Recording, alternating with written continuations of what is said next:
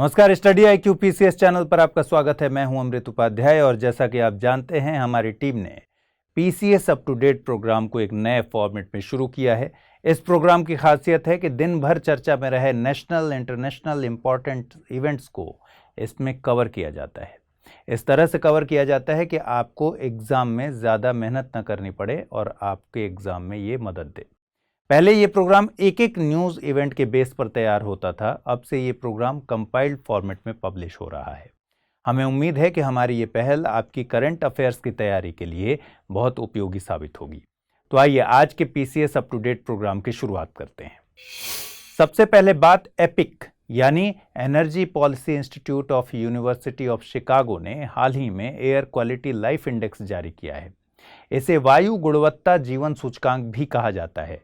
यह दरअसल एक नंबर होता है जिसके जरिए ये पता लगाया जा सकता है कि पार्टिकुलेट वायु प्रदूषण का जीने की संभावना यानी लाइफ एक्सपेक्टेंसी पर क्या प्रभाव पड़ता है। इसके मुताबिक दिल्ली दुनिया का सबसे प्रदूषित शहर बन चुका है, जहां वायु प्रदूषण के चलते औसतन 10 साल की उम्र कम हुई है, जबकि लखनऊ में ये आंकड़ा 9.5 साल है।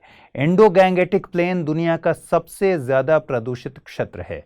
अनुमान लगाया जा रहा है कि अगर प्रदूषण इसी तरह बढ़ता रहा तो पंजाब से लेकर पश्चिम बंगाल तक लगभग 50 करोड़ लोगों की उम्र औसतन 7.6 साल तक घट सकती है, जबकि सिगरेट पीने से लोगों की उम्र 1.5 साल तक घट सकती है। इन सभी आंकड़ों को देखते हुए ये कहा जा सकता है कि प्रदूषित हवा में सांस लेना सिगरेट पीने से कहीं ज्यादा खतरनाक है। दिल्ली में PM 2.5 की मात्रा 107.6 पाई गई है, जो कि WHO द्वारा निर्धारित की गई सेफ लिमिट के 10 गुना से भी ज्यादा है। PM 2.5 हवा में घुलने वाला बहुत ही छोटा पदार्थ होता है। इन कणों का व्यास 2.5 माइक्रोमीटर या उससे कम होता है। यह विषैले पदार्थों से बना होता है जो लंग्स और दूसरे अंगों में सेटल हो जाते हैं और शरीर को नुकसान पहुंचाते हैं। माना जा रहा है कि यह स्वास्थ्य के लिए सबसे बड़ा खतरा है, जो कि भ्रूण अवस्था से ही शुरू हो जाता है। भारत में traffic, coal fired power plants, ईंट के भट्टों, पराली जलाने और कारखानों के कारण पार्टिकुलेट प्रदूषण बहुत तेजी से बढ़ा है। एपिक की रिपोर्ट के मुताबिक 1998 से अब तक औसतन वार्षिक पार्टिकुलेट प्रदूषण में 61.4% की वृद्धि हो चुकी है। सेना में भर्ती के लिए रक्षा मंत्री राजनाथ सिंह ने टूर ऑफ ड्यूटी योजना को स्वीकृति दे दी है। इस योजना को अग्निपथ भर्ती योजना के नाम से भी जाना जाता है। इस योजना के तहत भारतीय युवाओं को बतौर अग्निवीर सशस्त्र बलों में सेवा का मौका मिल सकेगा। इसके तहत सैनिकों को अल्पकालिक और दीर्घकालिक अवधि के आधार पर भर्ती किया जाएगा। एक तय अवधि के लिए सेना में शामिल होने के कॉन्सेप्ट को टूर ऑफ ड्यूटी कहा जाता है। यह कोई नया कॉन्सेप्ट नहीं है। दूसरे विश्व युद्ध के समय जब ब्रिटिश वायुसेना के पायलट तनाव में आ गए थे, तब इस कॉन्सेप्ट को लाया गया था। इस मॉडल के तहत 4 साल के लिए आर्मी, नेवी और एयरफोर्स में personal below officer rank PBOR के लिए नियुक्तियां की जाएंगी। युवाओं को 6 महीने की ट्रेनिंग भी दी जाएगी। ड्यूटी पूरी होने के बाद युवा दूसरी जगह नौकरी कर सकते हैं और रेगुलर कैडर के लिए आवेदन भी कर सकते हैं। युवाओं को नेशनल पेंशन स्कीम और एक निश्चित अवधि के लिए मेडिकल बेनिफिट भी दिए जाएंगे। रक्षा मंत्रालय की संसदीय समिति की रिपोर्ट के मुताबिक तीनों सेनाओं में अफसरों और जवानों की कमी है। आर्मी में 81,000 से ज्यादा पद खाली हैं। वायुसेना में अफसरों और एयरमैन के करीब 7,000 और नौसेना में अफसरों नाविकों के 12,500 पद खाली हैं।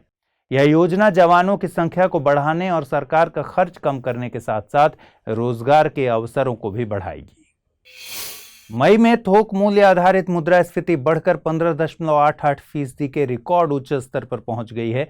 अप्रैल में यह आंकड़ा 15.08% था और मई 2021 में यानी ठीक 1 साल पहले ये 13.11% था। इस बार लगातार तीसरे महीने में थोक महंगाई में इजाफा देखने को मिला है। WPI मुद्रास्फीति पिछले साल अप्रैल से लगातार 14वें महीने दोहरे अंक में बनी हुई है। गौरतलब है कि थोक मूल्य सूचकांक का इस्तेमाल थोक स्तर पर वस्तुओं की कीमतों का पता लगाने के लिए किया जाता है। अर्थव्यवस्था में सभी वस्तुओं की कीमतों में परिवर्तन को मापना या पता लगाना वास्तव में असंभव है। इसलिए थोक मूल्य सूचकांक में एक नमूने को लेकर मुद्रास्फीति को मापा जाता है। वाणिज्य और उद्योग मंत्रालय के मुताबिक मई 2022 में महंगाई की ऊंची दर मुख्य रूप से मिनरल ऑयल, कच्चे तेल, नेचुरल गैस, बेसिक मेटल, खाने की वस्तुओं, गैर खाद्य वस्तुओं, केमिकल और केमिकल प्रोडक्ट्स आदि की कीमतों में बढ़ोतरी की वजह से हुई है। राष्ट्रपति श्री रामनाथ कोविंद ने बेंगलुरु में इस्कॉन के श्री राजाधिराज गोविंद टेम्पल के लोकार्पण समारोह में हिस्सा लिया। यह मंदिर तिरुमाला में स्थित प्रसिद्ध श्री वेंकटेश्वर मंदिर की रेप्लिका है। मंदिर के आयाम, स्टोन कार्विंग और सजावट भी वेंकटेश्वर मंदिर के ही समान है। इस मंदिर के मुख्य देवता भगवान श्रीनिवास हैं। भगवान श्रीनिवास को राजाधिराज श्री गोविंद का नाम दिया गया है, जिसका मतलब होता है राजाओं के राजा। आपको बता दें कि इस्कॉन की शुरुआत श्रील प्रभुपाद ने की थी। इस्कॉन को हरे कृष्ण मूवमेंट के नाम से भी जाना जाता है। इसके अलावा आपको ये भी जानना जरूरी है कि अक्षय पात्र फाउंडेशन, जो कि दुनिया का सबसे बड़ा NGO run school lunch program है, उसकी शुरुआत इस्कॉन बेंगलुरु में ही हुई थी। इधर हिमाचल प्रदेश के धर्मशाला में मुख्य सचिवों की पहली नेशनल कॉन्फ्रेंस होने वाली है। इस कॉन्फ्रेंस की अध्यक्षता प्रधानमंत्री श्री नरेंद्र मोदी करेंगे। 3 दिनों तक चलने वाले इस कॉन्फ्रेंस में केंद्र और राज्यों की पार्टनरशिप के जरिए तेज और सतत आर्थिक वृद्धि पर फोकस किया जाएगा। साथ ही जॉब क्रिएशन, शिक्षा, ईज ऑफ लिविंग और कृषि में आत्मनिर्भरता के लिए आगे की राह तय की जाएगी। इस कॉन्फ्रेंस में विचार विमर्श के लिए 3 थीम आइडेंटिफाई किए गए हैं: नेशनल एजुकेशन पॉलिसी का क्रियान्वयन, अर्बन गवर्नेंस और क्रॉप डाइवर्सिफिकेशन के साथ ऑयल सीड्स, दाल और अन्य कृषि वस्तुओं में आत्मनिर्भरता हासिल करना।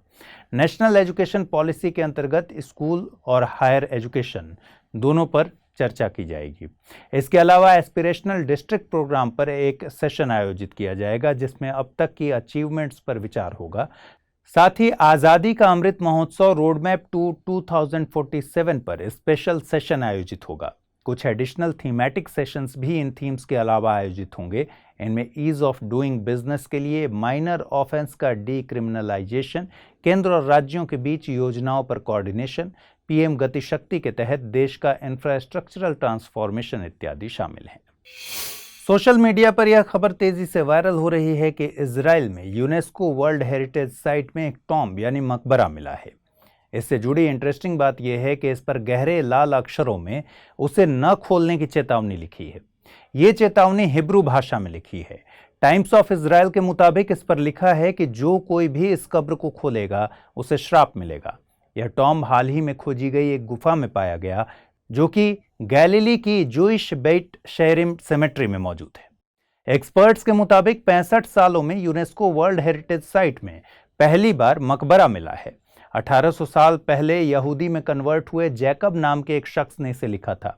इसे 1 साल पहले खोजा गया था, लेकिन हाल ही में इसे यूनिवर्सिटी ऑफ हैफा और इजराइल एंटिक्विटीज अथॉरिटीज के द्वारा एक ज्वाइंट प्रेस रिलीज में पब्लिश किया गया है।